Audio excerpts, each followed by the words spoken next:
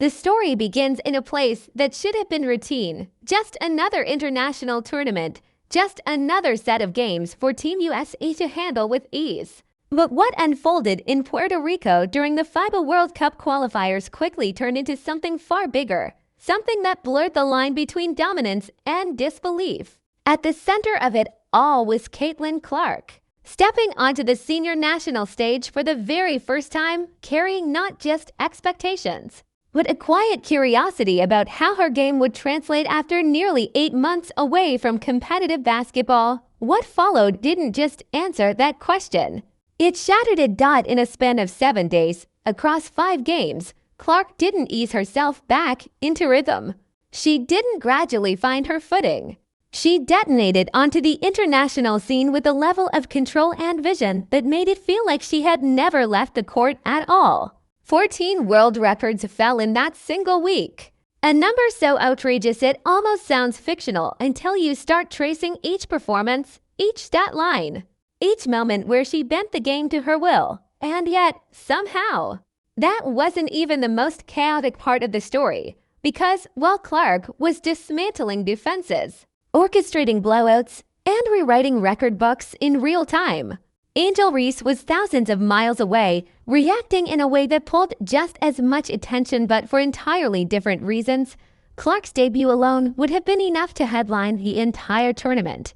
Coming off the bench in her first appearance, she stepped into a game already showing signs of struggle, with Team USA's offense disrupted early by aggressive defensive pressure.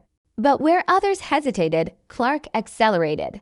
She turned chaos into opportunity, reading traps before they fully formed, pushing the tempo, and delivering passes that seemed to arrive before defenders even realized they were out of position.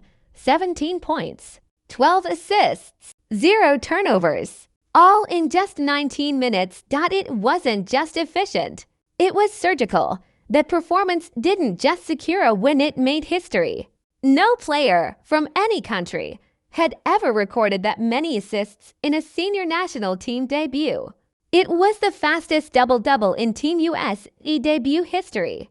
And perhaps most astonishing of all, she became the only player across men's and women's international basketball to record a double-double in their very first senior game. And she did it coming off the bench. As the tournament progressed, the pattern didn't change. It intensified. Clark continued to control the pace of every game she touched, finishing the tournament with the highest assist totals on the team, a staggering plus-minus that dwarfed every other player in the field, and a consistency that made her presence feel inevitable rather than surprising. By the time the final buzzer sounded on the tournament, the numbers told a story that was impossible to ignore. 14 records. Tournament MVP, the youngest player to ever earn that honor. And still, she barely seemed impressed, because this wasn't new. This was just who she had become. Long before Puerto Rico, Clark had already begun reshaping the landscape of women's basketball.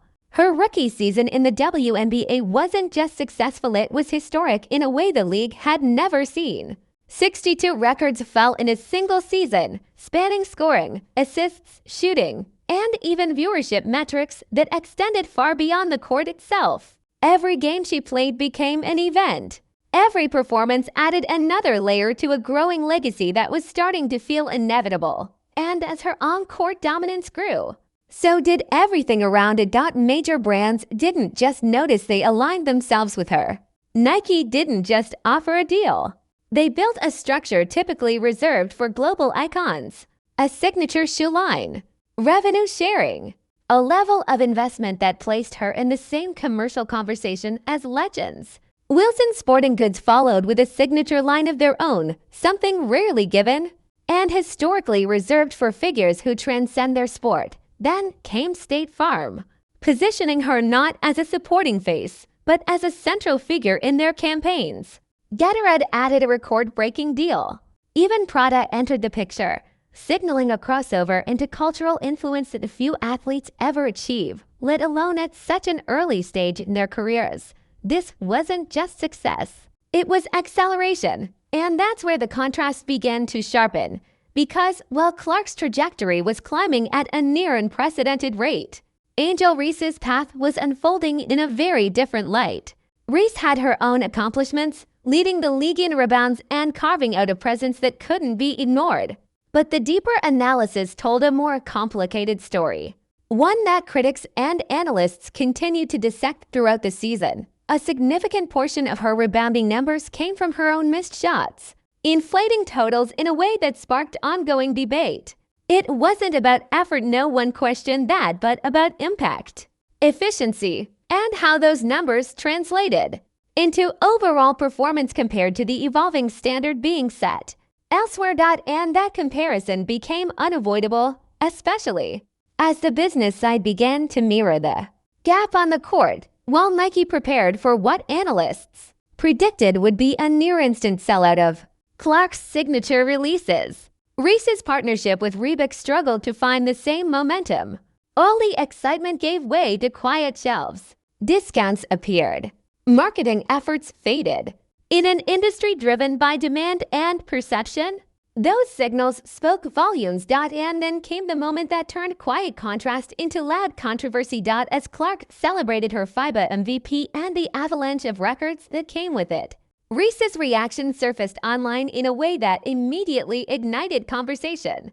Instead of acknowledging the performance that had just taken over the basketball world, the focus shifted toward recognition, toward the idea that she, too, deserved an award. There was no defining game attached to the claim, no signature moment to point to, just a statement that landed at the exact moment the spotlight was already firmly fixed elsewhere. And the internet did what it always does. It reacted. Because in that moment, the difference between the two narratives became impossible to ignore. One player was building a legacy through performance so undeniable it forced the world to watch. The other was trying to pull attention back into her orbit, not through dominance, but through dialogue. And in today's sports landscape, where perception can shape reality just as much as performance, that distinction matters. As the 2026 season approaches, the stage is set for both players, but the momentum is clearly leaning in one direction. Clark returns to a team built to amplify her strengths, surrounded by talent that thrives in the system she commands. She has already proven she can step into any environment, any roster, any level of competition and immediately elevate it. That's not potential anymore. That's a pattern. Meanwhile, Reese faces a different kind of challenge, one that goes beyond stat lines and into perception, consistency, and the ability to shift the narrative back toward performance rather than reaction. Because in the end, the game always reveals the truth, and right now, the truth is impossible to ignore. So, what do you think? Does Angel Reese deserve a spot on Team USA despite everything we've seen? Or is Caitlin Clark operating on a completely different level right now? Drop your thoughts in the comments, because this debate is far from over. If you enjoyed this breakdown, make sure to like the video, subscribe to the channel, and turn on notifications so you never miss the next deep dive into the biggest stories in sports.